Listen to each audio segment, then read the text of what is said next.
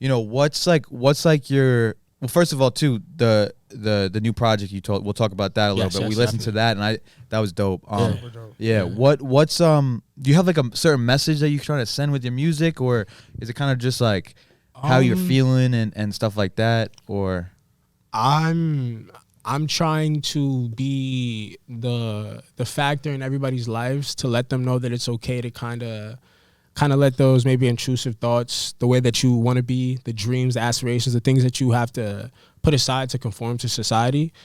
I may want to be that outlet that you may want to live vicariously through, where it's like, damn, yo, like he goes against the grain, he doesn't give a fuck. Like, I want to be like that, or like that's something that I'm trying to be like, so you could see that actualized in a physical realm.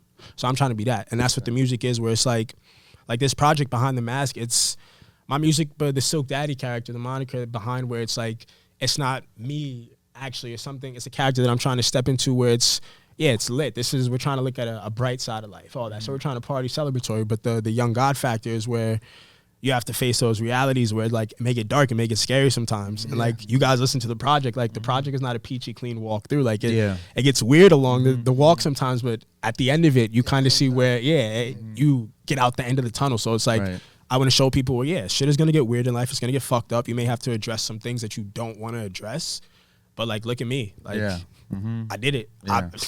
Ask them. He's known me my whole life. I've done this shit. It's not the first time I've had to go through a tunnel and, like, come out of it and be like, damn, that was some shit. Like, this is a reoccurring theme. So, like, if I can still walk through it and be okay, and then if my dreams and aspirations go well as I know they will, and I pop off and I become successful, then what the fuck? It's not bad to go through shit, is it? Yeah. So it's a good thing. that's what that message is really about in the music. That's dope. And also, like, I noticed, like the style of beats and stuff on that the new project too was a little bit different, right? Because it's more like, because we're producers, so it's like, you know, we pay attention to beats, but it's like the dusty drums and like the, you know, kind of like a Mac Miller-ish type of style, you know?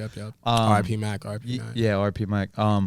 But so that was obviously like kind of the sound that you wanted. Is that give it that rawness? Just it's like that's the best sound I think, because I'm not a producer in the sense of making the beats and all that, but I'm like, that's where the name also comes from, like Puff Daddy. So Diddy, that's where it's like he's not fucking getting on the drums making the shit, but he knows what sounds good. It's the ear. So now if I'm also that producer for myself and I'm the artist, that's what Diddy didn't have. He wasn't the best artist performing wise to get on the track, and you guys heard it. I think that I have a good path on that. So if I could do that now, it's like, it's a little different. So I knew what the message best suited for, the sound. And that was the best sound to get that message across. You can't get that on a fucking 808 and you can't do a repeating hi-hat. You need to give it a little bit of spaciness. It's very spread out. Spacing is everything. And I also noticed too, like you kind of threw, I don't know if it was just the beats that you were picking up, but like in the beginning of the beats, you kind of had like samples of people talking and stuff like that. Was that something that you picked to put in, or was the producer kind of like had it in the beat already? No, so that's this sick twisted mind of mine. I'd hear a beat. That's the way I work in music. I hear a beat. I hear the pockets necessarily where the lyrics will go, where it sounds good. It may not be like actual words. It might just be a melody, a pattern, just maybe a cadence or something. I'll go back and then I'll see what fits in the gaps that I don't have the words. So like, okay, maybe an ad-lib should go here. They know that I'm just now getting good at the ad-lib shit. I like, if you go back to my songs in 2020, there's no ad-libs on them. And that's literally because I'd be in the studio with Mike or alone, my bad. And I'd be in there just like chilling.